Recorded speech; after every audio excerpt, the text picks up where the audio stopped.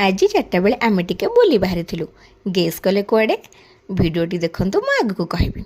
तो आम रेडी आसी पहुँची जाइलु मौसी घर पाखे कहीं मौसी मो भाई आम कुनी झील भी आम सह बुलवाक जाऊे आम सह आम दुई आथर गाड़ी भी रेडी ही आगू गढ़ी मझे आम फुले बसी टे स्टाइल मारूला मु भी तो चश्माटा छड़े टी पिंधि तापर आम समस्त इवनिंग व्यू एंजॉय करी पहुँची जाइलु शिरुली महावीर मंदिर में। तापर गाड़ी रखिदे आम जाइलु पोखरी को गोड़ हाथ धोइया पोखरी तो बहुत शिउलुला काले गोड़ खसीज तो मत डर लगुला से आम समस्ते पहाच उपर छिड़ा ही गोड़ धोइलु। तापर मंदिर भितर को प्रवेश कर प्रथम दीप किणी ठाकुर पाखे बुलेइलु परे मंदिर भितर को जाई आम समस्त दर्शन करूँ।